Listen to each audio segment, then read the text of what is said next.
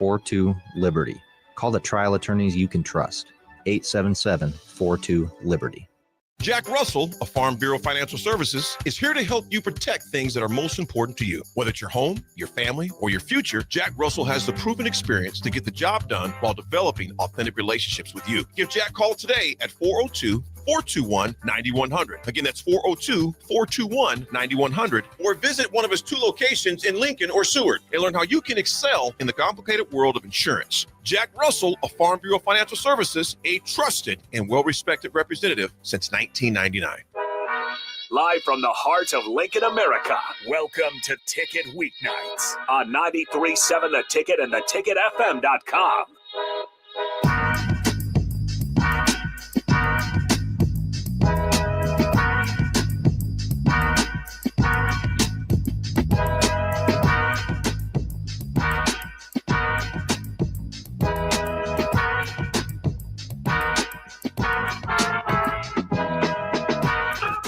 All right, welcome in to Ticket Weeknights. Harrison Arns on the ones and twos. We got a new face joining me to my left this time. We got Jeffrey Calhoun. He'll be working with us at least for quite a while yet as we get through the summer. 402-464-5685. You guys want to join in? We'll kind of go from the NBA to maybe some football, WNBA for sure as well. Facebook, YouTube, X, Allen Channel 961. All great ways to put a face to the voice. But for those, if this is the first time that they're hearing your voice, Jeffrey Calhoun, tell me a little bit about yourself. Where are you from? Yeah, good to be here. I'm really excited to be here on Ticket Weeknights. I'm initially from Lincoln, born and raised, and then moved down to Columbia, Missouri, studying journalism and film there with an ultimate goal of going into sports broadcasting, and got hooked up with this wonderful, wonderful summer gig. If you recognize my voice or my face here on the Lincoln side, about a little over a week ago, Ellie Apfel and I started our Sunday show. That's a W, where we just kind of talk all things women's sports. That's 4 to 5. But yeah, just, loving it here and trying to do as much as I can. So, never going to say no to a on-air opportunity. I didn't even know you were a Lincoln kid. So you grew up in Lincoln. Mm-hmm. Yeah. What school did you go to? I went to Pius. Okay, nice. So I grew up.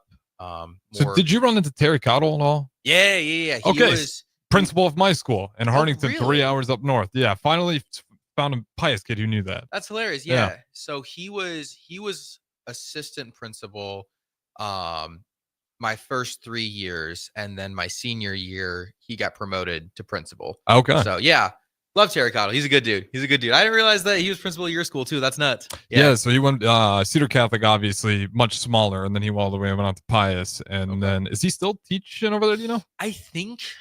Remember. Okay, we don't have to put all his business honestly. on there. I'm not sure either. I was just genuinely curious because it's funny you had that connection. Yeah. And then you mentioned you want to call sports, you want to broadcast. Like, when did that start coming into the picture for you? It really kind of started my sophomore year of high school. Honestly, for the longest time, I wanted to do engineering. Like mechanical, computer. I wanted to do really. Granted, I was like 14, so I didn't have a fully fleshed idea, but I really wanted to do. I was leaning much more mechanical engineering. Okay. Wanted to go to the Naval Academy. Go into their engineering program there. That was like my dream school. And it really wasn't a matter of, not liking that. It was just a matter of, I really started to like the statistical analysis behind sports, specifically football. I started my own college football show just to kind of have an outlet. And I was, fully thinking, oh, this is just going to be a hobby. And then I got really, really into it. And I was like, wow, this is fun. Yeah, college football does that to people. Yeah. And you then dip your toe in the water. All in. And got hooked up calling some high school games for Pius, called all of our home games my junior and senior year, called a handful of basketball games, and just kind of ran with it.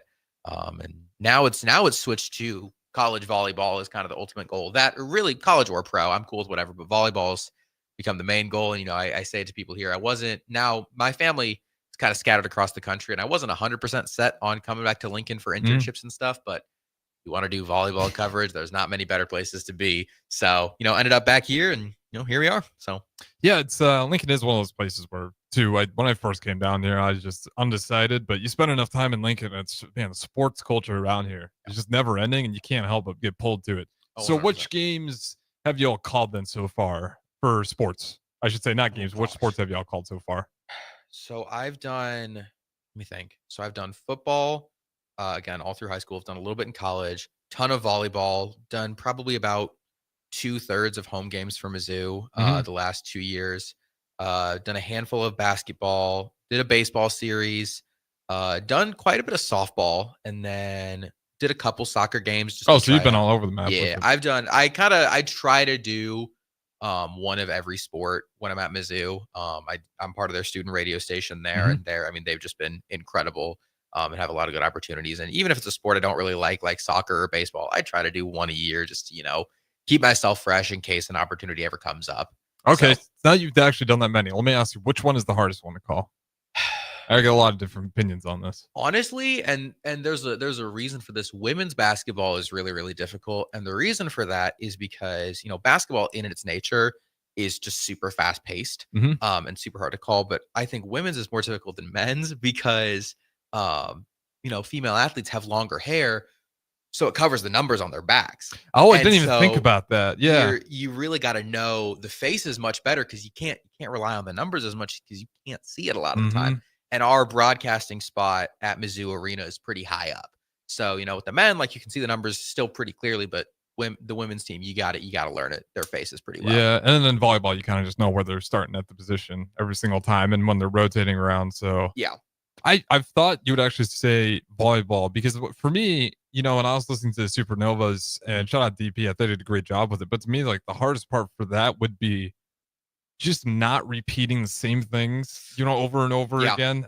Because you're kind of just, I don't know, what is that like calling volleyball? Like, how do you keep it interesting when you're calling a volleyball game? Not just repeat yourself, which I feel like is very easy to do in a volleyball game. That's totally fair. And honestly, if I called an even amount of basketball and volleyball, I'd probably say volleyball is the hardest.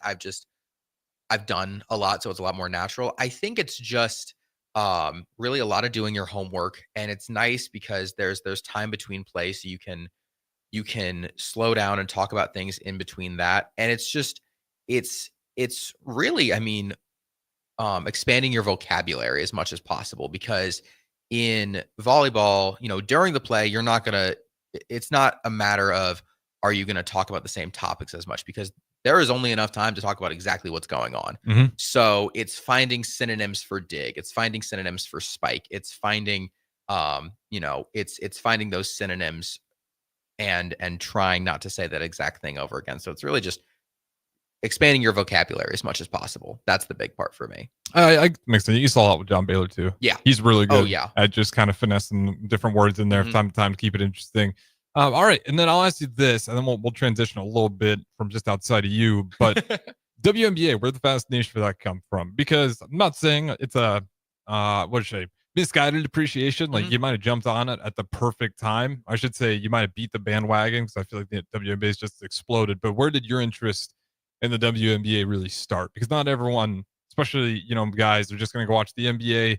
And then there is another portion though of guys. I think that's the biggest demographic that watches WNBA. I want to say it's like guys in their 50s, 60s. I could be wrong on that. I have no idea, to be completely candid. And that honestly could have changed because I think last time I remember leaving that was 3 years ago. Who knows what that demographic is? But long question: why did you WNBA fan? Really, there's two big things for it. First of all, so I don't like baseball. I've never gotten into it. It's never been my thing.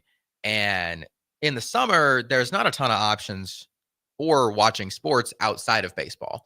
And the WNBA runs all the way through the summer. And I've always, just being from Lincoln, my mom went to Alabama. I've always been much more of a college sports fan as is. So if my options are college sports or pro, pretty much no matter what, I'm going to pick college. Well, there's no college sports in the summer.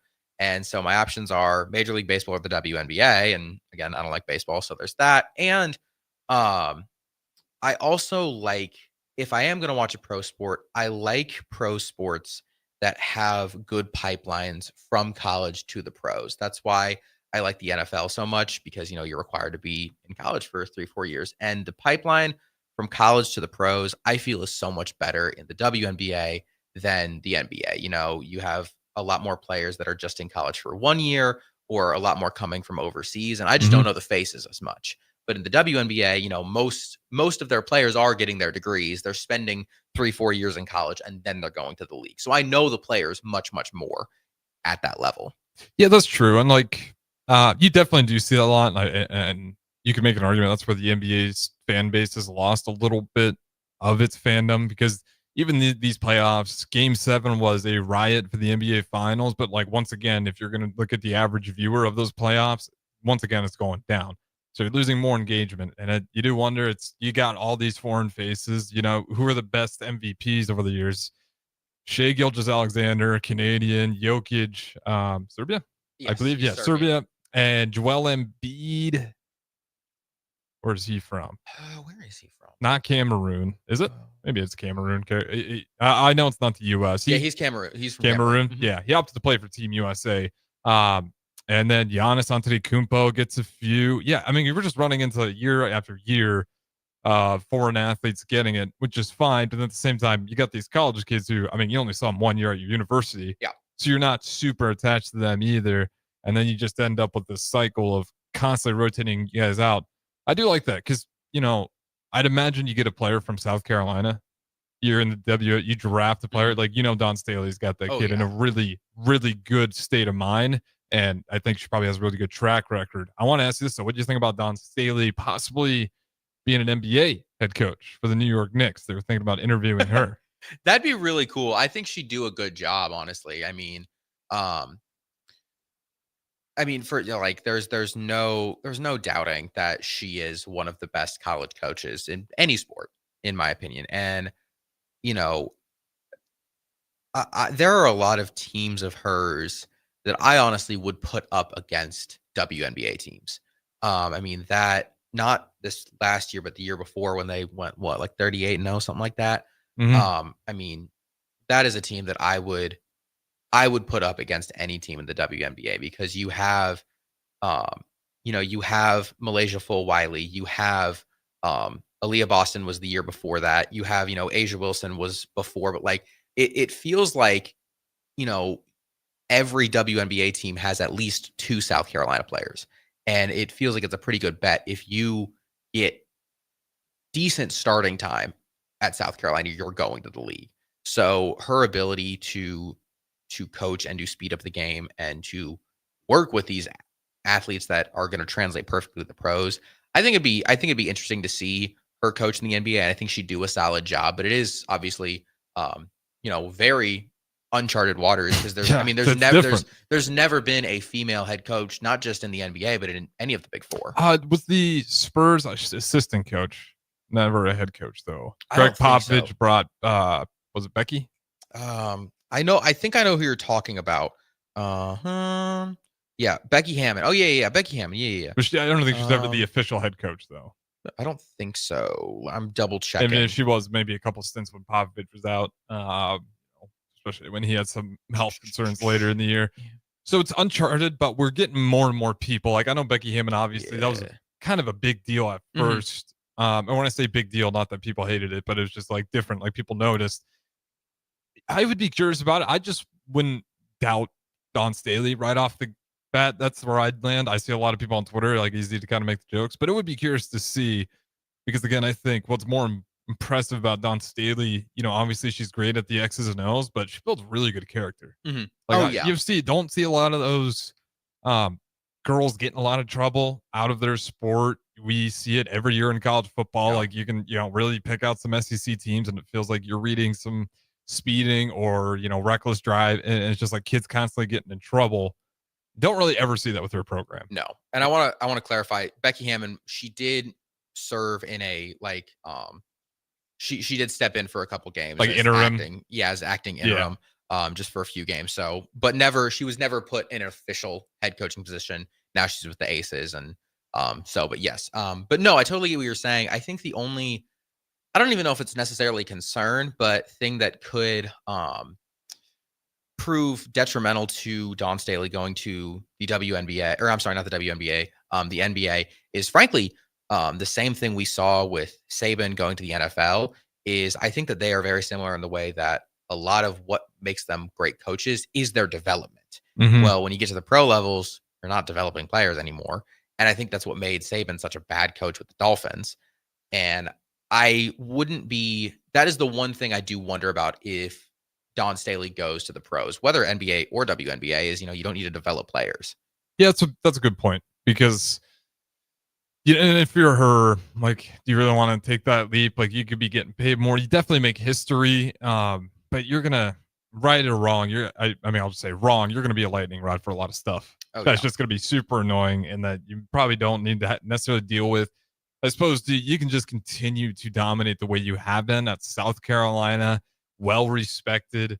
And that's why the NBA thing, I actually legitimately thought about it because I think she does have that level of respect that she's not just any woman head coach. Like, I don't think the Knicks guys would have a hard time respecting her either. The Knicks No. players, if it worked out. The only thing I just hate the whole thing, not because of Don Staley. They just should never got rid of Tibbs. Just kind of weird that the Knicks Yeah, are that even was in this such a coaching I source don't right even now.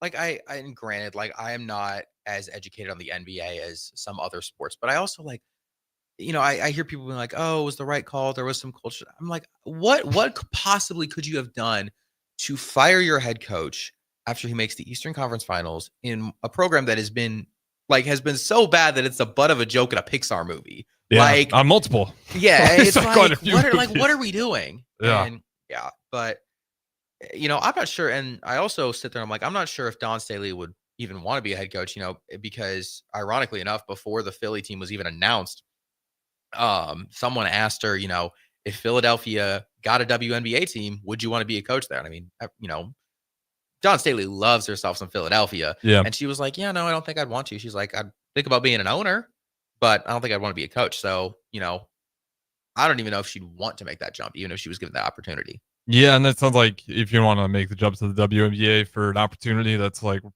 I mean, it's in Philly, right up her alley. Oh yeah. You're definitely probably not going to take the NBA, but the Knicks reached out to her, so that Yeah. did actually happen, and they were, at least serious enough to give her a call. And I don't know how serious Don Staley wasn't really wanting it, but we're getting into that era where we're going to probably see it sooner or later. Oh here. yeah. Like there'll be a good enough head coach who is just well respected enough by the players that people I don't even think won't bat an eye. But nonetheless, let's talk about 5 minutes left here on some WNBA expansion. So you kind of hinted at it already. Yeah. WNBA announced Monday it will expand to 18 teams by 2030. The franchises in Cleveland, Detroit, and Philadelphia joining previously announced teams in Portland and Toronto, which begin play next year. The Golden State Valkyries are currently in their first season. So right now you're going to get up to 18 teams by 2030. And you probably understand the framework a little bit better than I do. How are they going about this year by year to get to 18? I'm going to be so candid. It's a lot. And I'm still trying to understand the full framework because first of all, like, yes, the WNBA is at the best it's been in a long time, but you're expanding your league by 50%. This is my concern. Like, that's fast. I mean, again, you have Toronto coming in this upcoming season. And Portland's supposed to start in less than a year and they don't have a name yet. And I believe it was Toronto's president, just backed out. And I do have concerns. I'm going to be very candid. I do have concerns, and it's not anything against the WNBA. It's about any league that is trying to grow. Well, the Pro Volleyball Federation is kind of how I felt.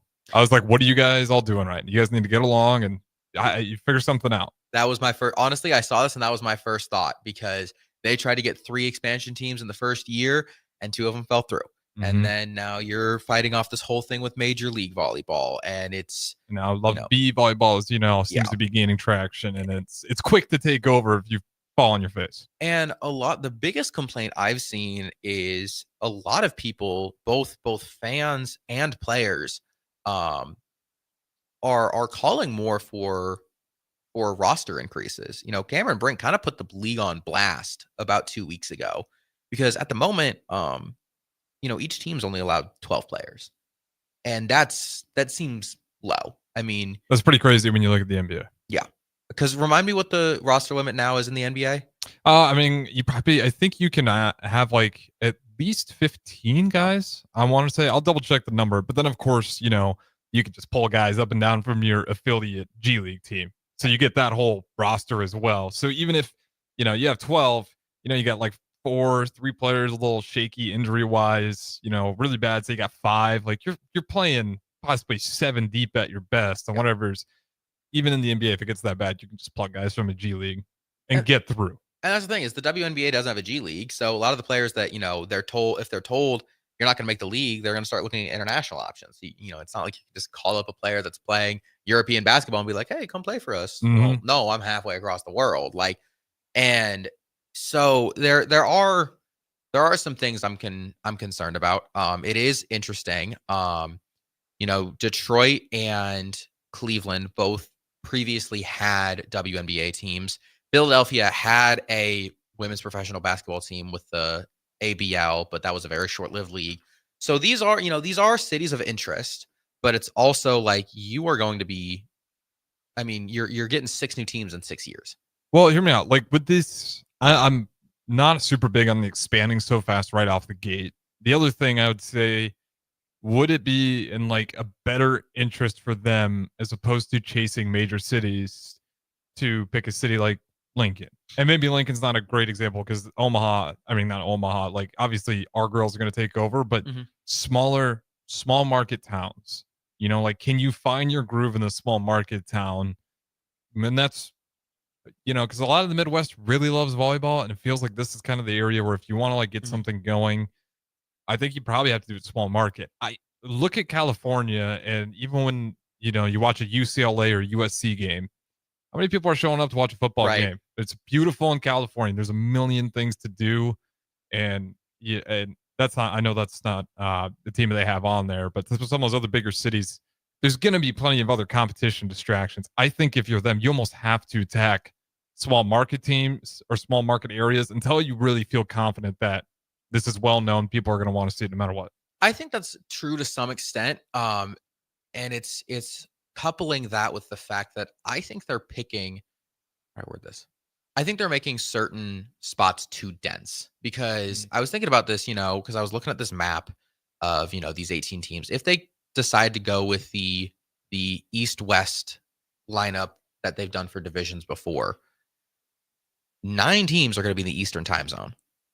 It's going to be because it'll be Indiana, Detroit, Philly, Toronto, Connecticut, New York, Philly, Washington, and Atlanta.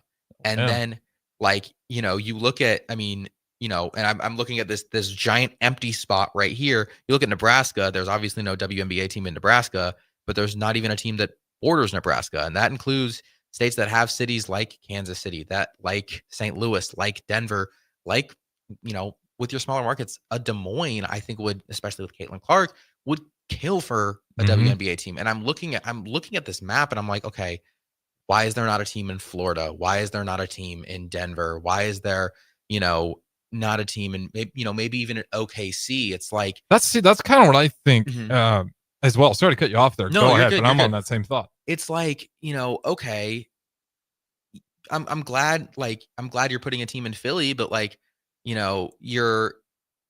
if you don't, I'm trying to figure out how to word this, it's like Connecticut, New York, and Philly are all like super close. And so you're splitting up this fan base into 3, where you're like me, there's no team nearby. So I'm an LA Sparks fan. If you put a team, if the WNBA decided to put a team in Kansas City or St. Louis, I'm a fan like that. If you put a team in Denver, all of these Colorado people right now, they're picking Las Vegas or Phoenix for their team. You put a team in Denver, boom, that's a whole other fan base right there. And they're going to latch to that. And now, all of these fans that are in Philly that are probably right now New York or Connecticut fans because they're close by, they're either going to stay with their teams because they're close by, or you're going to split up these fan bases. So kind of a soapbox there, but that's kind of my thought process. You got to figure out a way to continue to grow that fan base. Because it looks like it's getting better. More and more girls, like little girls in particular, I think like that's the market they have to drive home because, guys, they're going to watch, but like a lot of guys are going to be watching NBA. Girls, like you have to get on to latching that market. Softball's really figured it out lately. It feels like volleyball. Now softball's figuring it out. I don't know. I can't remember exactly what the numbers were for the greatest show on dirt for the softball World Series, but it was incredible. They had great numbers, and it feels like basketball could be the next one, but if they go about this expansion thing the whole wrong way, they could just completely stop it before it fully gets its momentum. One more question, we'll get out of here. How many teams would you add in the next 5 years for you if you really were to take over and give me the cities? Like including these 18 or? No, you get to decide exactly how you want. We're just starting with a clean slate right now. If assuming we have the 13 that are currently there just right now. 13 currently. Frankly, I'm adding one. I'm putting it in Kansas City to catch that kind of area of Des Moines, Missouri, and OKC that all kind of have, I think, people that are chomping at the bit for basketball. I'm keeping it at 14 to even the divisions, and then I'm working on expanding rosters. Honestly, that's what I'm doing. I think that'd be the best way to go about it. I was going to say Iowa for the team if I were to pick, and I did the same thing. Just make it even. Let's get 14, so we're going to have 7 on each side. Mm-hmm. But then I was like, man, if you go Iowa, like they might be so damn loyal at that point. They're going to be Indiana Fever fans. Yeah, I mean, they're close enough to Indiana. Yeah. So that's what I do. All right. Well, that was interesting. We'll have to wait and see what WNBA does here as they're continuing to expand, and they want to get to 18 by the year of 2030. We'll keep talking some more NBA, WNBA on the other side. Don't go anywhere. Ticket Weeknights. We got Jeffrey Harrison. We'll talk to you in a little bit. Attorney CPA Joe Cordell. Hopefully you and I agree that you should do everything you can to save your marriage. Divorce is hard, expensive, and its outcome is usually not all you hope for. However, when doing everything has failed, when divorce remains as your last option, consider Cordell & Cordell as your first choice to help you through the divorce process to a better place on the other side. We've been a partner men can count on for more than 30 years. Let us be that partner for you. The attorneys at Cordell & Cordell work to help men maximize their role in their children's lives. Schedule an appointment with one of Cordell & Cordell's Lincoln area attorneys, a partner men can count on. 402-858-3220. That's 402-858-3220. Online at CordellCordell.com. That's CordellCordell.com. Office in downtown Lincoln. 1221 N Street, Suite 801, Lincoln, Nebraska 68508. Mike, the insurance company wants us to replace the roof. Wait, what? I thought everything was fine. Yeah, it says right here a roof is too old and they won't be able to cover us anymore. I guess it is 15 years old. Hi, I'm Austin with Roofing Service Company. We help homeowners with their roofing and siding projects. Financing options are available, and we can get you under a new roof no time at all. If this sounds like you, visit roofingservicecompany.com. That is roofingservicecompany.com. Hi, I'm Asher on summer break and about to start 2nd grade. Thanks to awesome people like you who picked Aloe Fiber. They donated $193,000 to schools like mine. This summer, I'm using my fast internet to keep learning, and I can't wait to tell my teacher everything I discovered. So if you're a grown-up picking internet, choose Aloe, because Aloe chooses us, our schools, our town, and our future. Go to aloefiber.com to learn more. Western Sand and Gravel is hiring for a variety of positions at their sand and gravel plants near Ashland. Apply today and receive a $2,500 hiring bonus. Available positions include plant operators, dredge operators, and shop service technicians. They offer great pay, health benefits, 401k, a wellness program, paid holidays, and paid time off. No matter your experience level, on-the-job training is available to help you build a rewarding career with Western Sand and Gravel. Start your career today. Visit westernsand.com. Play ball! Ready for summer fun and ballpark vibes? Bring your pack to Haymarket Park for a thrilling season of Lincoln Salt Dogs baseball and unleash the fun. From May through August, the Lincoln Salt Dogs will be playing and the park will be popping with all the food, drinks, and fun you need for the perfect night out. Grab your friends, family, and coworkers and make plans now. Visit saltdogs.com to secure your tickets. Come on out to the park and unleash the fun. Is your child 7 to 8 years old and wanting to get involved in competitive baseball or softball? The Nebraska Dominators have been active in the youth sports community since 1994 and are currently holding tryouts for their 7U and 8U baseball and softball teams. Visit the Nebraska Dominators Facebook page for more info today and provide your player the path to a successful and enjoyable youth sports experience with the help of the Nebraska Dominators. 93.7 The Ticket is your home for every Kansas City Royals baseball game. Bobby Witt Jr., Salvador Perez, Vinny Pasquantino, and the rest of the Royals attempt to make the postseason for the second season in a row. And you can hear all the action on 93.7 The Ticket and theticketfm.com. Your home for Kansas City Royals baseball. Wall to Wall Wine and Spirits is your place in North Lincoln to go for all your needs in wine, spirits, and beer. They also have a large variety of cigars in their walk-in humidor, and they have a top-notch walk-in temperature-controlled high-end wine room. Plus, you can enjoy free samples from their tasting bar. There's only one place to go for all your needs for spirits and cigars. That's Wall to Wall Wine and Spirits on North 27th Street in Lincoln.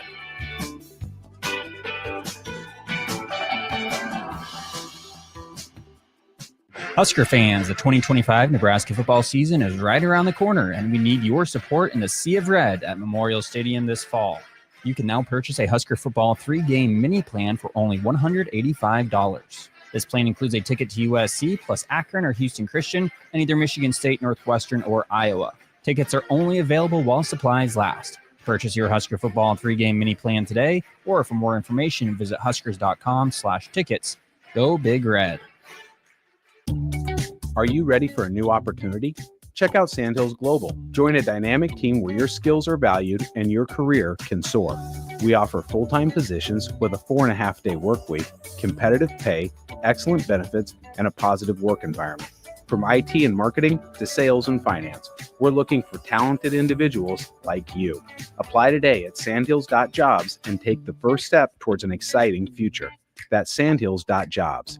Don't wait. Apply now. 93.7 The Ticket is proud to provide listeners with daily opportunities to win contests and prizes on our airwaves, and would like to take this opportunity to remind you of a couple rules. All participants must be 21 or older and must wait 30 days after winning a prize to participate in another contest. Once you win, you have 30 days to pick up your prize at the KNTK Studios, 1040 O Street in Lincoln, or your prize will be forfeited. Thank you for participating in our contests, and thank you for listening to 93.7 The Ticket.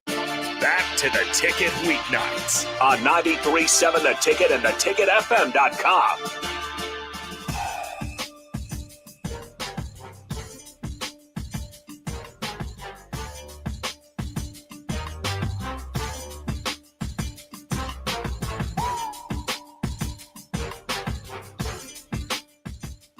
All right, welcome back in. Harrison Arns on the ones and twos. We got Jeffrey Calhoun to my left. As always, you guys can join in 402-464-5685. We're going to talk some NBA, maybe if you got time for it, some Husker football, as well as the NFL, the one that rules them all. I think it's safe to say the NFL does, at least as of right now. But you're a Dolphins fan, so I'll let you bring this straight out for the people. I'm sure you've heard about it already, but I want to hear your thoughts on it coming as a Dolphins fan. Yeah, so basically announced this morning, the Dolphins and the Steelers engaged in a trade.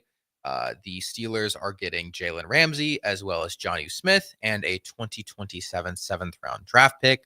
And the Dolphins are getting Minkah Fitzpatrick and a 2027 5th-round pick.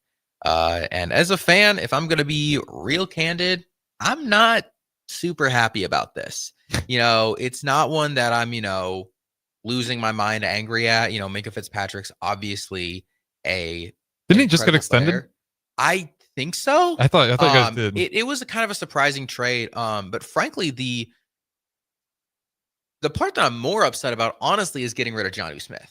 I understand he's aging, but I mean he had a really good season last year, a really putting up better numbers than players like Travis Kelce, and really I think, and maybe I'm biased, I think he should have made the Pro Bowl. And I don't understand how it's like, okay, you have your best season in a long time, get out. If it was the Dolphins sending Jalen Ramsey and a 2nd-round draft pick, I would have been happy with it. I like Jalen Ramsey. I think he's a good player. I think Minkah Fitzpatrick is better. And that's why I think the Dolphins had to send 2 players over there. But I'm really upset that they got rid of Jonnu Smith, frankly. Yeah, I'm looking at it right now. He had his best season. Yeah. By far. 88 receptions. His best before then was 50. And, in 2023, he played 17 games. He started 6. This year, he played 17, started 6. Damn near doubled his numbers. How many touchdowns do you have on the year? 8 touchdowns as well. Yeah, it's a bummer. I'm not really sure what the Dolphins were going for. I can't help but just see doom in the Dolphins this year for some reason. I feel like, is McDaniels going to finish the year? I think he is, and I think my thing is, and this was my big thought with getting rid of Jonnu Smith as well, is it sucks for him because The Dolphins and the Steelers, I feel like, are two of the most opposite teams in the NFL. Yeah, 100%. The Dolphins, like, their offense is always awesome. Granted that their quarterbacks can stay healthy, but like even then, like you have two of the best wide receivers in the league. You have great depth at that position. You have amazing running backs. But I feel like this year, they've just decided to shell out a ton of their offense. Raheem Mostert is gone. Jonnu Smith now is gone. They've beefed up the O-line a little bit, but the complaint has been their defense. And then the Steelers, it's the exact opposite. Their defense is always very solid, but their offense just always feels kind of sluggish. Mm-hmm. And so I think I'm going to be honest, I don't think Mike McDaniel's the problem. I don't. I think that his offensive prowess is incredible. It's the defense for me. You got to figure out. It's always been the defense. A good defensive coordinator. Because I am a big firm believer, if your head coach is the offensive guy, it's a much better place to be. He's likely to stay along a lot longer. Mm-hmm. Like if you're a defensive minded coach and that's kind of your thing as that HT, you're gonna have some offensive coordinators. You're gonna have electric seasons on your team, and you're always gonna be chasing another great offensive coordinator to help you out there. Yeah. So like that's why for the Detroit Lions, like you're gonna run into those situations where I think they'll be okay because Campbell's such a great coach, but losing Ben Johnson, like you have that drop a little bit because you just attach almost all your hope of that offense onto that offensive coordinator. So you could be right there. Because I will say when Tua was healthy, I mean, that team was rocking. Yes, they were some bad games. What was the Ravens one? I really think when they came back on a huge deficit, I want to say. Yeah, it was home. It was week 3 of 2022. Mm-hmm. Yeah, I remember that game. That game made me fair because my roommate freshman year was a Ravens fan, so that was really fun for me. But that's the thing is like the offense there was clicking. Like I think he put up the most touchdowns by a Dolphins quarterback since Marino in that game, and like this is still like that's the thing is this is still the team for the most part that dropped 70 on the Broncos. Like people are saying, oh, Mike McDaniel needs to go. Oh, Tua, is a problem. Like you guys are looking at this all wrong. Like I understand they've had some problems, but it's like. It's the defense. Like, I mean, you look at that Ravens game, the following year, they got smacked around. Mm-hmm. And the Ravens obviously are a good offense, but not good enough where they should have gotten smacked around like that. And there's so many games where the Dolphins just can't make late game stops and they lose. And so I think people that are saying, McDaniel needs to go or Tua needs to go, like they're looking at the wrong issues. Well, I think McDaniel's, and again, I have zero proof of this. People just always accuse him, I think, pretty blindly of like off the field issues because he's opened up. I think he's opened up to like being a better person. I don't know. He seems to get a lot of that where people always like to jump on assumptions with him. But what's the relationship like between him and Tua? I think it's really sweet. I mean, it's really kind. I remember I think it was last year. Tua got hurt and, McDaniel walks over and, he gives him a kiss on the head and, walks him into the locker room. And, there was a point, when Tua was getting a lot of hate on social media and he straight up walked to Mike McDaniel and said, "Do I suck?" And, McDaniel just gave him a lot of hope and a lot of love. And, I think that's something that organization needs. I think there has been historically some toxicity in that. And I think McDaniel, he's an easy target for some of that hate because one, he has had off the field issues. Yeah. Obviously had strong battles with addiction for a long time and overcame that. And two, he's an abnormal head coach. He's not this, going back to the Steelers comparison, he's about as opposite as you can get from someone like Mike Tomlin. Yeah, that's the perfect analogy right there. Mike Tomlin is this very, rough and tumble, very strong, put together guy. And McDaniel's, he's a dork. He's a genius. He went to Yale, but like, it's honestly, it's a lot of the same stuff I saw with someone like Cam Newton. Cam Newton, not your typical NFL quarterback, had some off the field issues when he was like 18. So he kind of became an easy target. And I think it's, obviously they're very different people, but it's kind of the same analogy. Yeah. Well, give me I'm just curious to see. I think you might get Cam just regardless because I'm not really optimistic on the Dolphins win-loss total at the end of the year. And especially with the quarterback worries, you're always having it's easy scapegoats. What's the average lifespan of a head coach in the NFL? It's not great. A GM's even worse. I think a GM's like 3.3.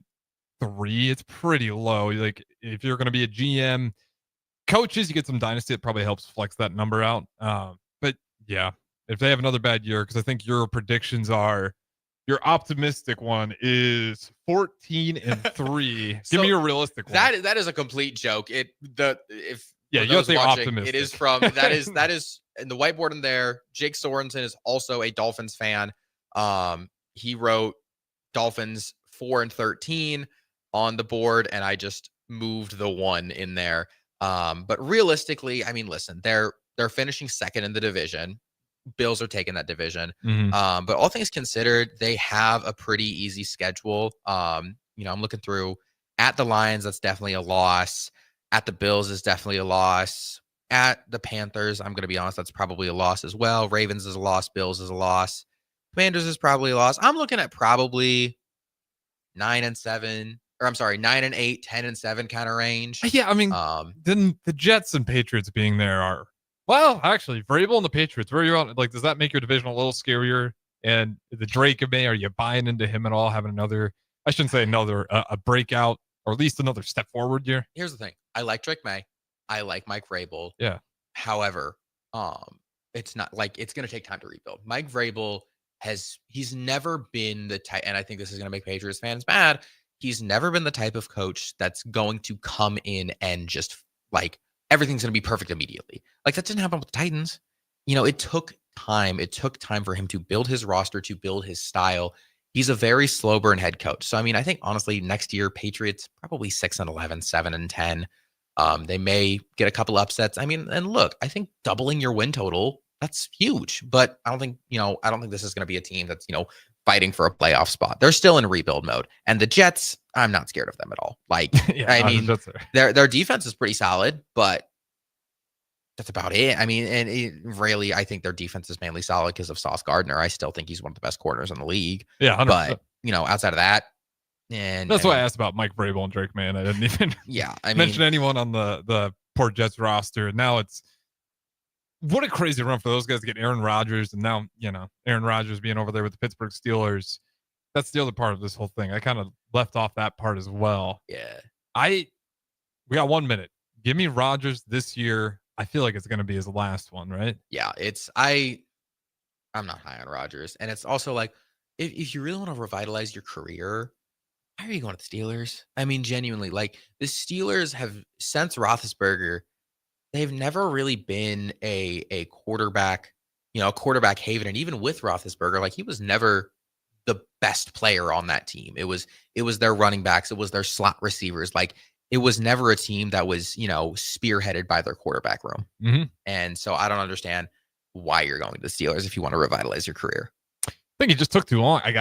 Maybe that was his plan. They really wanted to go to Pittsburgh, but I wonder if he was just like thinking other things would open up for him. And it just got to the point. And then he talked about having some personal issues off the stuff, or I can't remember exactly, but things once again off the field that I'm not going to just talk about here on air, that maybe that took time away. And he just kind of got to the point where Steelers is the only team that was willing to give him a deal that he was willing to sign on. Yeah. Because there's a lot of teams that probably weren't super high on like changing it all. The Steelers had nobody. They really had to go and find someone, and Rodgers was available. So we'll just wait and see what happens with the Steelers.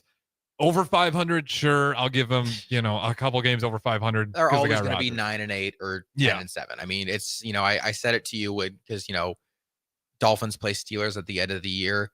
I said that game is a matter of, do the Steelers decide to start 7-2 and finish 9-8, or do they decide to start 2-7 and finish 9-8? Like it's which one's it going to be? So then I can remember multiple years and multiple times they did either one of those. All right, we got to throw it the break here. Don't go anywhere. We'll talk about some of the players in particular. We'll start with Nebraska, who get to head out there to Vegas. That's right. They moved that as well. No longer in Indianapolis for the Big Ten Media Days, college football. We'll talk about which guys are heading there for Nebraska, as well as some of the other schools as well, and what the athletes they're bringing. Don't go anywhere. Ticket Weeknights. We got Jeffrey Harrison. We'll talk to you in a bit.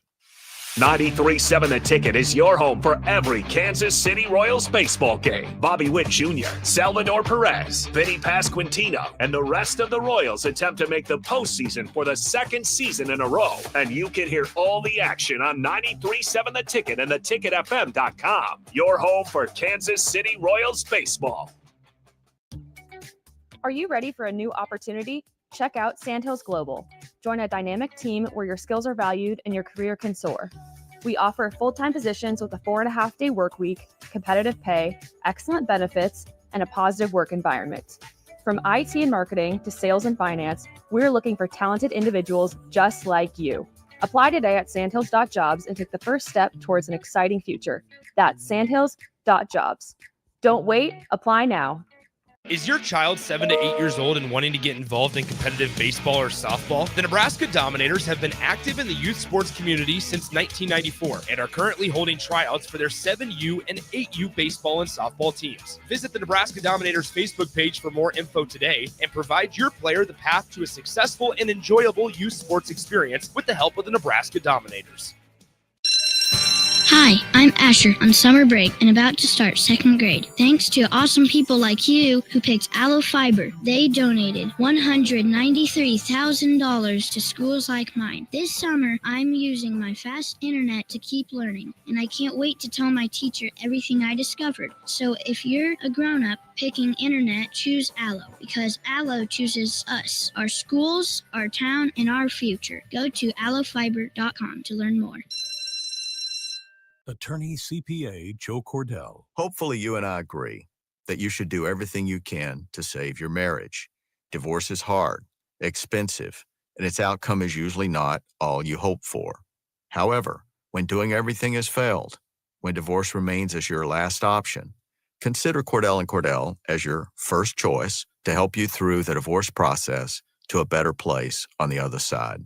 We've been a partner men can count on for more than 30 years. Let us be that partner for you. The attorneys at Cordell & Cordell work to help men maximize their role in their children's lives. Schedule an appointment with one of Cordell & Cordell's Lincoln area attorneys, a partner men can count on. 402-858-3220. That's 402-858-3220. Online at CordellCordell.com. That's CordellCordell.com. Office in downtown Lincoln. 1221 N Street, Suite 801, Lincoln, Nebraska 68508. Husker fans, the 2025 Nebraska football season is right around the corner, and we need your support in the Sea of Red at Memorial Stadium this fall. You can now purchase a Husker football 3-game mini plan for only $185. This plan includes a ticket to USC plus Akron or Houston Christian and either Michigan State, Northwestern, or Iowa. Tickets are only available while supplies last. Purchase your Husker football 3-game mini plan today, or for more information, visit huskers.com/tickets. Go Big Red. Mike, the insurance company wants us to replace the roof. Wait, what? I thought everything was fine. Yeah, it says right here our roof is too old and they won't be able to cover us anymore. I guess it is 15 years old. Hi, I'm Austin with Roofing Service Company. We help homeowners with their roofing and siding projects. Financing options are available, and we can get you under a new roof no time at all. If this sounds like you, visit roofingservicecompany.com. That is roofingservicecompany.com. I want to ride. Do you want to ride? June is officially riding month at Rod's Power Sports, Nebraska's largest volume Honda Power Sports dealership. Come in now and take advantage of huge savings and a great inventory selection during Rod's I Want to Ride celebration days all month long. Simply schedule a qualified demo ride on one of their new Honda motorcycles, ATVs, scooters, or side-by-sides, or purchase a new or used vehicle, and you get a free custom I Want to Ride t-shirt. Plus, all month long, they have 10% discounts on all wearables, parts, accessories, and oil change kits when purchased with a new or used Honda. Free refreshments served each Saturday morning in June. Just show up and say, I want to ride, and they'll fix you up with some free stuff and help you pick out that new ride. Come ride with Rod's Power Sports in Lincoln or online at rodspowersports.com. For your safety, read the owner's manual and always wear a helmet and eye protection. Honda Power Sports vehicles are for riders 16 years and older. Honda recommends that all ATV riders take a training course. Hi, Sean Callahan here for Cobble Chevrolet GMC, and the hail sale has been a huge success, but is winding down. We still though have several units with huge discounts. Plus, we have brand new Sierras, $14,000 off list, or starting at $37,105, or 0.9% APR on select new models. Yes, you heard right. $14,000 off or 0.9% APR on new Sierras starting at $37,105. So please check us out at cobblecars.com. All deals with roof credit, stock number G289358. Spring sports are here and it's time to upgrade your equipment. But don't go rushing to your big box store. Play It Again Sports is your place to go for all spring sports equipment for baseball, softball, golf, and disc golf. Play It Again Sports has quality, slightly to gently used equipment, and 50% of their inventory is actually new equipment. And don't forget, buying from them is a great way to get new products with great discounts by also bringing in your used items for store credit or cash on the spot. Play It Again Sports at 48th and Vine. A smoke-free environment is the only way to fully protect from the dangers of secondhand smoke. That's why smoke-free policies are so important to me. Whether it's in my car, apartment building, or when I'm dining outdoors, there's no place for secondhand smoke or e-cigarette aerosol. Breathe easier knowing the facts. Visit smokefree.ne.gov. Paid for by Tobacco Free Nebraska. Aired with the Nebraska Broadcasters Association and this station. Back to the Ticket Weeknights on 93.7 The Ticket and theticketfm.com.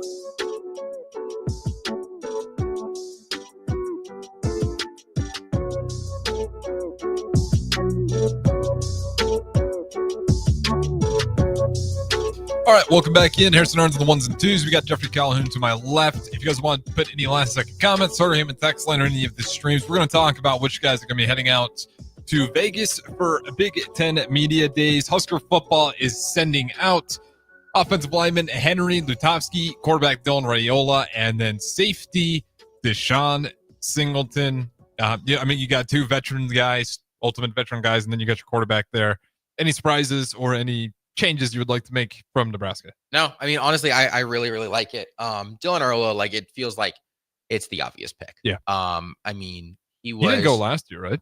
No, but that doesn't surprise me. True freshman. I mean, yeah, that's the thing. It's and it's from an administrative standpoint, it's the same comparison. From an actual standpoint, it's not. It's, I think it's the same thing as DJU when he was selected to go for Florida State. And, luckily he kind of rescinded himself, but everyone was kind of like, why are we sending a first-year guy? Why are we sending a guy who's never played before? So tell us about the culture. I don't know. What, with Florida State? Yeah, if you're the quarterback, or say if you're Dylan Raiola last year and you get that, so what's the Nebraska culture? Be like, I don't know. I'm hoping to find that out pretty soon. I mean, yeah, exactly. And, it's also sending a 17-year-old kid to represent your university, that's a lot of pressure, especially if it's that quarterback position. That's a ton of pressure to put on a kid. But now it's he's played a season. A lot of people outside of Nebraska were saying Dylan Raiola was the best freshman college player in the country. And now a lot of people who aren't even Nebraska fans know the name Dylan Raiola, for better or for worse, whether it's, he's a great Husker player, or, he's trying too hard to beat Mahomes. People know no one who will he never is. die. People know who he is. So that's really good. I love that they're sending an O-lineman. Because I think sometimes you do try to get too caught up in sending the flashy players, and, O-linemen are going to call it what it is. And so I like that they're sending that. And then Deshaun Singleton is just one of the best players on the team. He just deserves it. Yeah. Sure. And I mean, I think a pure Husker player, you got someone on the other side of the ball. I think this is a perfect trio to send. Yeah, it's just, I like it as well. Like you mentioned it, year two with Dylan. I think Henry's probably, he's played a ton of games. I'd have to look at the last time he was actually hurt and wasn't available. And then obviously Deshaun Singleton, super veteran. So you got guys that are definitely going to know the program through and through and what Matt Rule's trying to do. And now you got Dylan Raiola. I think I'm good with those. I won't really change anything either. Out of curiosity, though, I want to go through some of these other schools, and we'll talk about this for couple minutes before we get out of here. Other guys, who would you want to go and ask questions? If you got to go to the Big Ten Media Days, is there anybody that is going that you would love to go and find? One guy that we mentioned that is interesting to me is UCLA is taking Nico Iamaleava, which we just talked about. He doesn't really know the program all that well. and he probably does know the program much better now. But that is kind of a bold one considering he hasn't even played a game yet for you. He's going to be a lightning rod. I mean, he has been, he's just been an absolute lightning rod with, and his brother's there too. Yeah, I mean, that's just, they both play quarterback, right? I think both so, quarterback. Yeah, which is super bizarre. And I think UCLA, and listen, I don't want to speculate, but I'm honestly, when you said that Nico's going, my first thought is no press is bad press. Because listen, he's going to get a lot of charged questions. Yeah. But he's also people are going to swarm him. People are really going to swarm him. So he's going to get a lot. I'm looking through this list. Caleb Downs out of Ohio State is a player that I would really like to talk to. Is Underwood going for Michigan? Because that'd be another guy that'd be interesting. So it's true freshman. No, Michigan is sending. Let me find that list. They're sending tight end / fullback Mike Bredesen, Ernest Hausman, great pick. Yep. Their linebacker, and then Derek Moore, their edge rusher. So I like that. It sounds like they're going much more sending, some of their more experienced players there. And it looks like most schools are doing the same thing. Not a lot of their not a lot of these teams are sending their, players that jump off the page. They're sending their players that have been with the program for a long time. Rutgers is sending Ethan Kaliak-Manis, who, mediocre quarterback, but he's been with the program a long time. So, yeah, and he knows, he's last year when we played him, it was an extra bad showing for him. I don't think he was even that bad. That Nebraska's offense wasn't necessarily great either. The only one, I'll throw this one out here for honorable mentions as I get this out music ready. I think just the Illinois would be a lot of fun. I want to see how excited, if you can, can you see that energy on their faces already? Because obviously I've been pretty high on them. You guys have probably heard me talk about a little too much. I just think with the schedule that they have, with how many returning players they have, I think I'm going to lowball not to make sure I don't overshoot, but I want to say it's definitely at least 14. I think it's probably up to 16 returning guys. So you're not finding a whole lot of spots to fill in starting. And you're bringing guys like Luke Altmaier, J.C. Davis, and Xavier Scott. Which one would you want to go ask questions to out of that group? I got to go with Luke Altmaier, man. I mean, this dude, first of all, this dude goes from Ole Miss to Illinois, which I don't think I can think of two programs that are more different. They're one of the sneakiest 10-win teams in the country last year. And they don't have a single game on their schedule that I'm staring at that I'm going, this is a 100% loss. Illinois is going to be a fun team next year. They have a chance to actually, I think, have a chance to go ahead and play in a Big Ten championship game and be the Indiana of last year. I think they could definitely find themselves at the end of the year where they're just sitting there with way more wins than anybody anticipated, and they can punch themselves a ticket to the college football playoffs. But with that being said, that's going to wrap it up for us. That's Jeffrey. I'm Harrison Arns. The Morning Pure Snell, the former Husker, coming up next.